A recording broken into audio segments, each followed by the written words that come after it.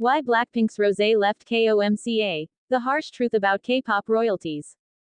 BlackPink's Rosé left KOMCA amid concerns over low royalty payouts in Korea. A deeper look at the unfair streaming revenue structure facing K-pop creators.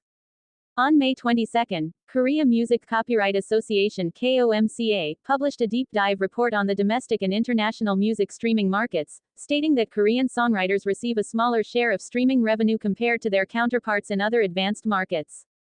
According to the report, Korean copyright holders receive only 10.5% of streaming revenues. In contrast, songwriters in the US receive 12.3%, in the UK 16%, and in Germany 15%. Meanwhile, the revenue share claimed by domestic streaming platforms like Melon stands at 35%, significantly higher than the average under 30% seen in countries like the US, UK, Germany, and Japan. Structural inefficiencies and double fees. KOMCA acknowledged these issues, explaining that in 2008, platforms claimed as much as 57.5% of the revenue while copyright holders received a mere 5%. Although there has been some improvement, the association noted that Korea's revenue structure still heavily favors platforms and middlemen. A key issue, according to insiders, is the number of intermediaries involved in distributing royalties. An indie label representative, Mr. B, pointed out that unlike in other countries, where artists typically receive payments through a single publisher, in Korea, royalties must pass through distributors and multiple copyright organizations, each taking a fee. Korea has several such organizations, including KOMCA, the Korea Music Performers Association, and the Korea Entertainment Producers Association. Each deducts management fees, significantly reducing the final payout to creators. Why BlackPink withdrew from KOMCA. Rosé's withdrawal from KOMCA is believed to be closely linked to this revenue structure issue.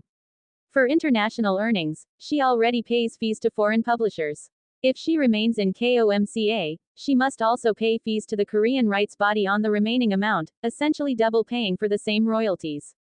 For instance, if she earns 100 Korean won through a direct deal with Apple Music, going through Korean distributors could reduce her revenue to 60-70 Korean won, due to compounded fees. Systemic challenges and power imbalances. Experts note that solving this problem will not be easy.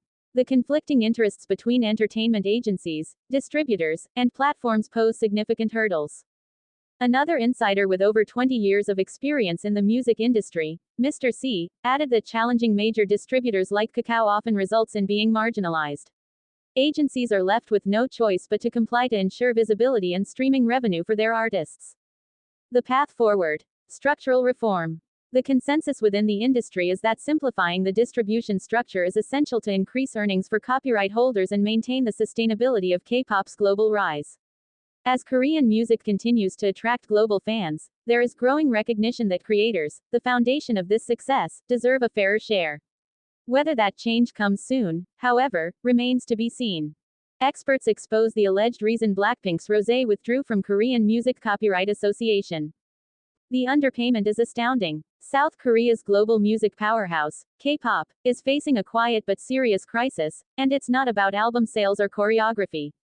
It's about royalties. Due to a convoluted and outdated distribution system, music creators in Korea are seeing a significantly smaller share of streaming income compared to their international counterparts. The problem has become so severe that even high-profile idols like BlackPink's Rosé are opting out of Korea's copyright system altogether. At the center of the issue is the Korean Music Copyright Association (KOMCA), which recently revealed in a detailed report that only 10.5% of streaming revenue in Korea ends up with the songwriters and copyright holders. In contrast, creators in the US receive 12.3%, while the UK and Germany offer even higher shares at 16% and 15%, respectively.